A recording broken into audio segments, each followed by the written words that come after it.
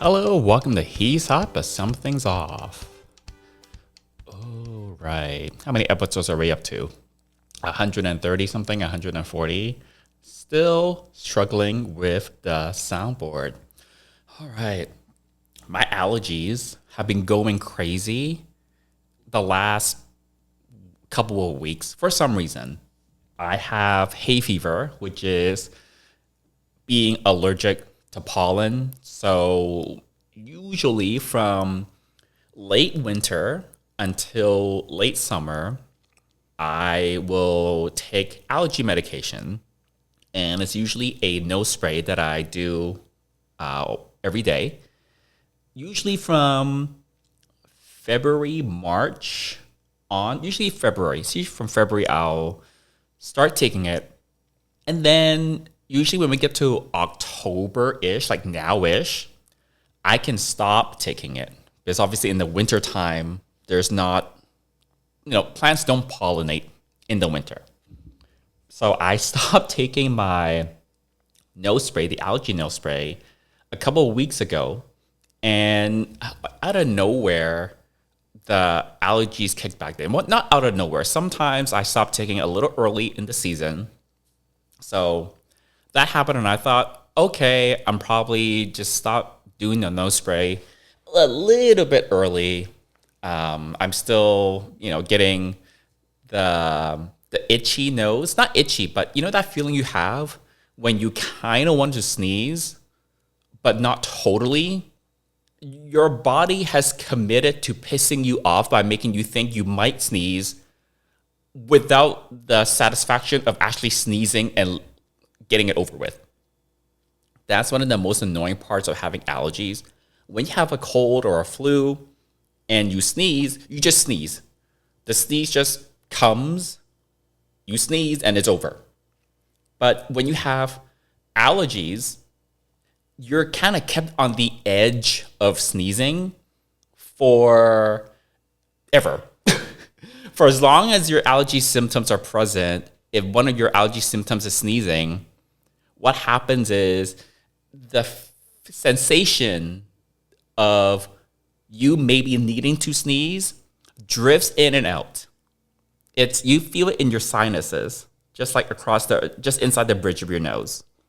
And it's quite distracting because you get this little sensation in your sinuses that a sneeze might be coming, but you don't know if it comes or not. So it's quite annoying.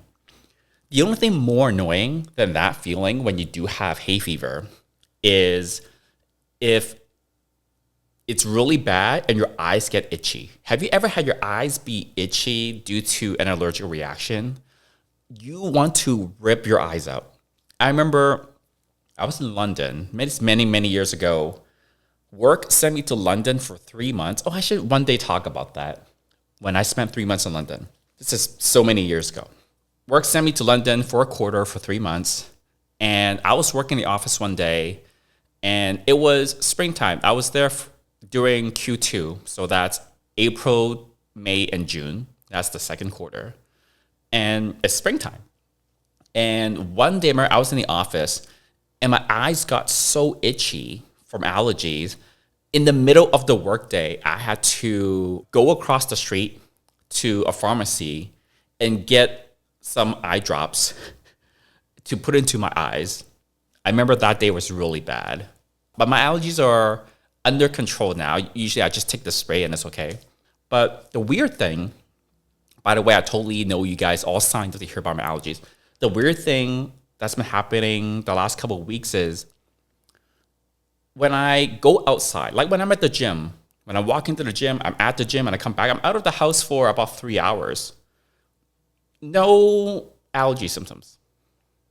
When I'm at home, the allergy symptoms kick in.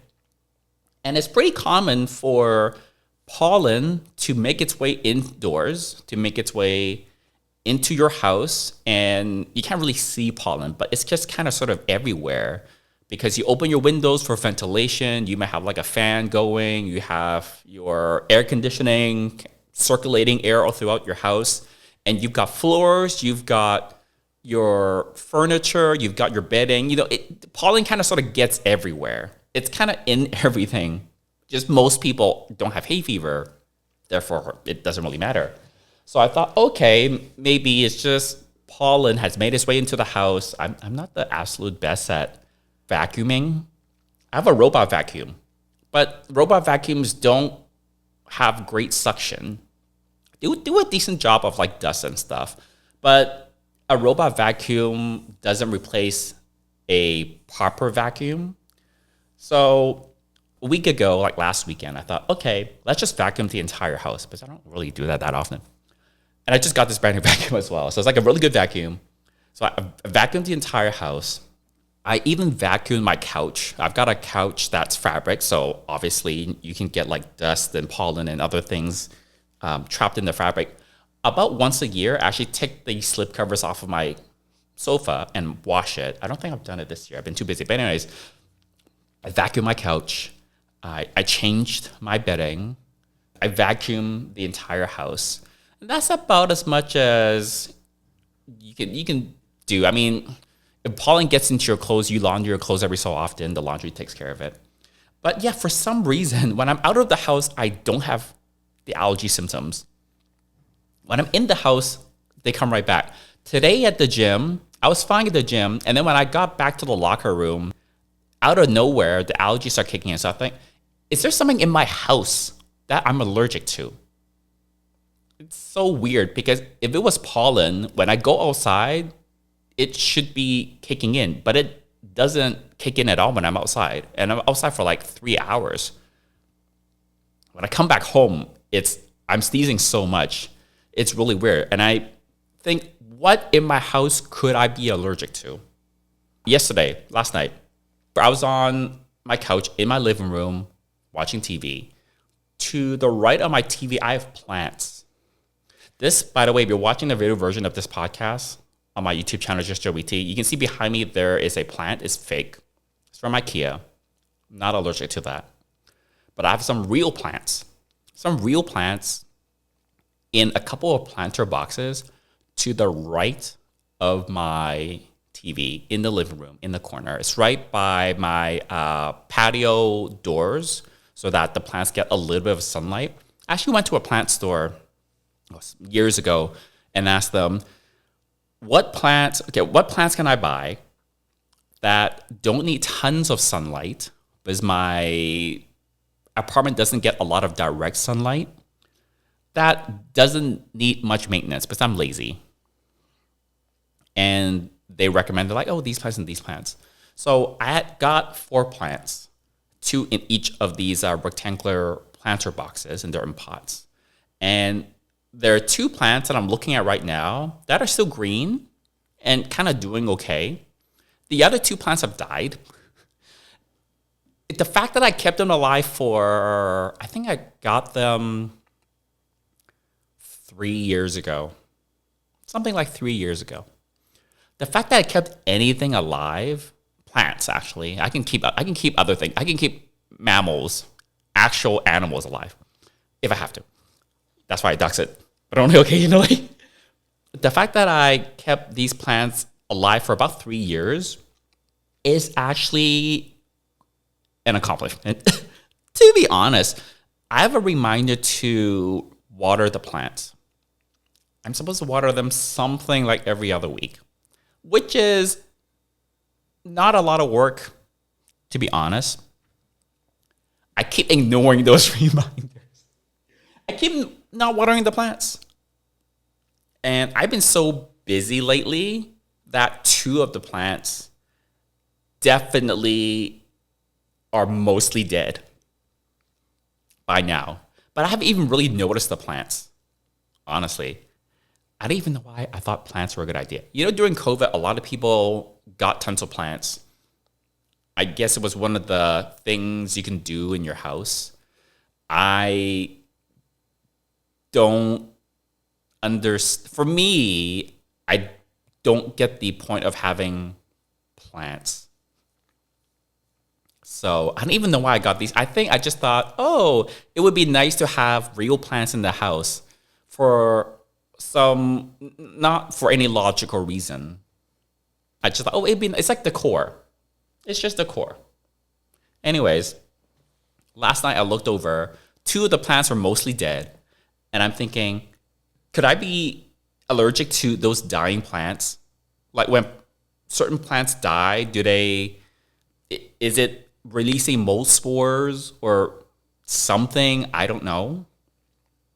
Those are the only organic things in the house that is dying. The only other organic things in the house is me and whatever's in the fridge, I guess. I guess there are microorganisms that are also organic, but that's a whole separate thing. But I thought maybe because I've neglected these plants so much the last few months because I've been so busy, even when I wasn't that busy, it was really a flip of a coin whether I was going to water the plants when that reminder came up on my calendar. Really 50-50. Really just flip a coin. Maybe yes, maybe no. It depends on the direction of the wind that day, honestly. But I thought these 2 plants are dying anyways. It's the only logical thing it's the only organic thing in here that might be detrimental to my health. It's some organic thing that's dying, right? That makes some logical sense. So last night, those 2 plants that were dying, I threw them into some garbage bags and I just threw them down the trash chute. Because I can't be allergic to my own house.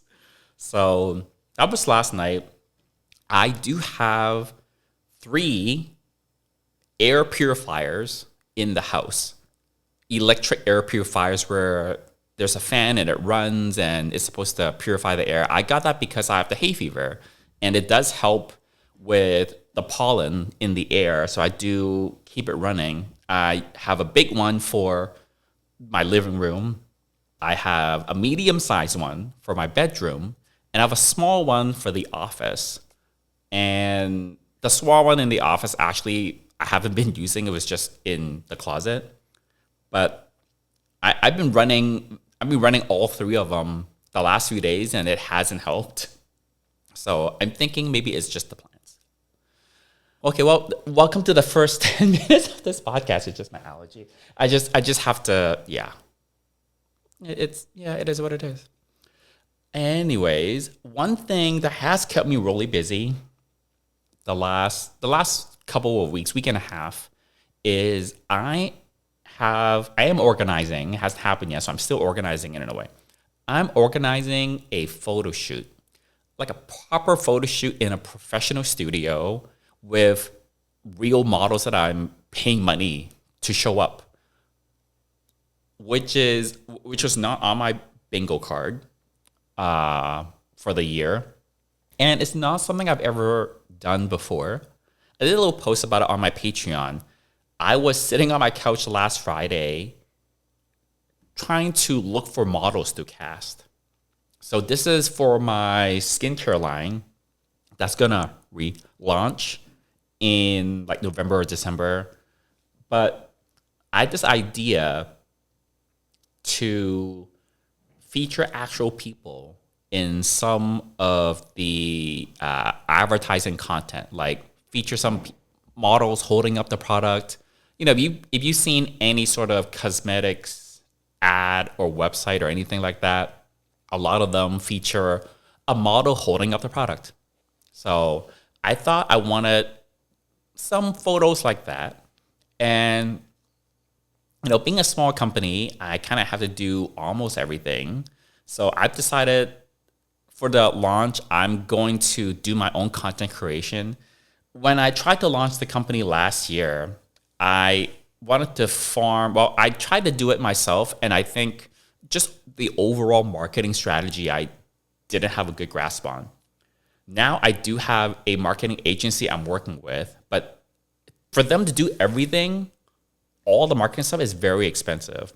And working with them earlier in the year, I discovered that, you know, there's a specific aesthetic that I want for the brand and how the visual identity of the brand should be displayed and how it should come across and how it should reflect the values of the company. So I've decided it would be better for me to be responsible for the content creation instead of farming it out. Even though I create so much content already, I remember one of the early meetings I had with the marketing agency early this year was, I remember saying to them, I create so much content already for other things. If I have to create more content, I'm going to kill myself. I was just trying to be funny, but it was rooted in truth. I wanted them to help create some of the content, like the photos and videos that you may see on Instagram or in ads or whatever. I wanted them to do it because I was already creating so much other content. It's like, I don't want to create more content. But having worked with them on that a little bit, paying them X amount of money for them to do the content creation in addition to like some other marketing things, for this launch, I decided, you know what? I think I should do it.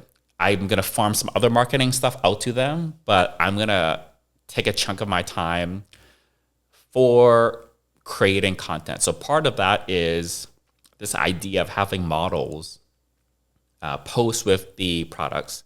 So that's happening this Saturday. It's kind of weird because I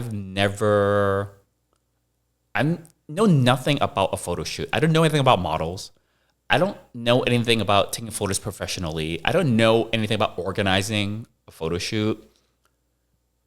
At its very core, it's just paying some people to stand in front of a camera and hold up your product and getting a photographer to snap some photos and then giving you the finalized photos later on. At the core, it's a simple concept, right? And I mean, professional photographers do have a place, but honestly, in a way, on the flip side, how hard it is to just take a photo. People are taking photos on their phones all the time. Obviously, they're not professional photos, and I have a particular aesthetic that I'm going for the photos. Having said that, we'll find out tomorrow. I will find out tomorrow. I find out the day that this podcast goes out on Thursday. It's Wednesday night as I record this. Right now, I'm the photographer. But I'm talking to a professional photographer tomorrow to see if they're able to do it. I'm not going to go into all the nitty-gritty details because then it gets very like businessy and dry. But yeah, there's a chance that I'm going to be playing the part of a quote-unquote professional photographer to take photos of like real models. The marketing agency sent over some recommendations for some models because I went up to them and said, hey, I'm looking for a couple more models because I wanted about 5 or 6 models total. And I told them, I've got a few. Do you have some suggestions for like a couple more? And they sent me some. Because they are a proper professional marketing agency, they sent over proper professional models, which I wasn't. That costs quite a bit more money. So that's where I got the idea. You know what? Let me just go on Instagram and see what I can find. Because my idea was, let's find some more junior models. Because in my head, I was thinking, it's not a difficult gig. We don't need the models to pose in any weird kind of poses. They're just going to be standing there holding the products up. And I want them to, try out some different facial expressions. So in my head, I was thinking, this doesn't require a high level of modeling experience. We don't need models that have years and years of experience. It's hard to explain, but in my head, I have this idea of what the models should look like. Because I'm very good at visualizing something in my head. I can visualize the visual type of models that I want, even though I think it'd be nearly impossible for me to describe it. It's one of those things where when I see someone that fits, I'll know. That's about as close as it gets to be being able to describe it. And I wanted a variety of both masculine presenting and feminine presenting people. And I do have 5 models that have confirmed. They're booked, confirmed, times are set. They're going to show up on Saturday. I rented this pretty nice studio in Los Angeles. And it's, from the photos I can tell, it's pretty giant. It's got a special type of a screen. They have a particular term for it. I don't remember, but it's basically a giant white screen. It's not just like a screen that you pull down like for a projector in high school. Basically, this massive wall that's all white, and it's designed so that it doesn't create any shadows. Yeah, so we're going to have that. And I was just talking to some of the models about makeup, at least one area where I know something about. So yeah, it's something I've never done before, to organize a professional model shoot and have to do the model release and like find the people and then get a studio and then all that kind of stuff. So it's actually very exciting. It's actually very, very exciting. So for my Patreon subscribers, in the uncut episode of this podcast that comes out just for my Patreon subscribers this weekend, I'm going to be recording that after the photo shoot session on Saturday. And in that photo shoot, in that uncut episode, I'm going to like give you the uncut of my experience trying to run my own photo shoot. And then I'll let everyone know on that uncut episode whether I was a photographer or if I end up being able to get a professional photographer. It freaked me out at the beginning for a little bit to think, oh, I might need to take the photos myself. I've got a decent camera, but like I don't have any professional photography experience. My expertise is in videos because I make tons of videos. But even then, a professional videographer will probably be able to take better videos than me because I'm just like self-taught. I do YouTube, and the type of videos I do aren't always, there's a lot of different types of videos stylistically that one can take. And that's the same for photos, right? You have photographers that specialize in different types of photography. It could be event photography, travel photography, nature photography, for weddings. They're all very different. So one type of photographer is not necessarily going to be able to do another type of photography very well. But I got over it, and I just wanted to keep it fun. I've been trying to not label everything in my head that I have to do as, oh, it's work. It's a to-do item that I need to just cross off my list. I'm just trying to enjoy some of the things I have to do anyways. I talked about this a little bit in a previous episode of the podcast last week. So it's working pretty well. And yeah, I was going into it this morning thinking, okay, the studio's booked. All the models have agreed to do it, nailed down the dates and times for everyone. And yeah, we're going to do it. So we'll see. If you're interested to know everything, come join me on my Patreon, get access to those uncut episodes. And yeah, just for $3 a month, you get access to every uncut episode that has ever been recorded. I think we're up to about episode 38 or 39. I think 39 went up last week. And then episode 40, I think, is the uncut that's coming up this weekend. And also, what's special for this weekend is I'm having my OPAs live stream because my top tier Patreon subscribers, that's the OPAs tier, they get a monthly live stream live with me. And we're doing that at 11 a.m. Pacific this Sunday. And yeah, it's exclusive to my top tier OPA subscribers.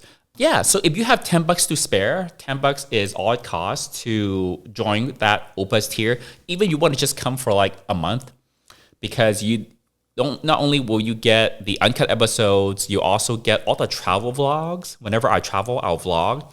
We are uploading the travel vlogs from my trip to Asia in Bangkok and Singapore. I did a trip in August, and that's a multi-part. All the travel vlogs in multiple parts. That part 5 just went up this past Tuesday. I have 1, maybe 2 more parts to go. But if you subscribe as a Oppa, you will get the live stream this Sunday. If you subscribe before Sunday morning, then you can join in for the live stream. And you can also watch every single travel vlog that I've had. How many travel vlog videos? I think there's probably about 20 something, 30. Because every trip I did, the one for EDC, for example, I did, and I did one for the cruise, the party cruise in February, for example. Yeah, so lots of great content. So go check it out. But I'm super excited about this photo shoot. I'm a little bit surprised. I'm not freaked out by this. Again, the therapy money was actually money well spent. It wasn't cheap, but it was actually money well spent. I'm actually definitely using some of those tools that I learned in therapy. All right, well, please stay tuned. Also, by the way, if you haven't already, go check out my other podcast called the Gay Cruise and Travel Podcast, because we just launched my new travel advisory company. I'm a travel advisor now, and that is called JustJoeyTravels. And yeah, check out that other podcast if you haven't already. I just went through all of the upcoming Atlantis cruises that have not been sold out. And actually, that one's getting quite a bit of views. That's actually pretty popular. So I think I'm going to be doing quarterly updates. Every 2 or 3 months, I'm going to update everybody on just the status of all the upcoming Atlantis cruises, especially for those of you that might have an eye on a particular upcoming Atlantis cruise and was thinking about booking it, but you just want some advice as to, whether you can wait a little bit or whether something might be about to sell out, so you should jump on it more quickly.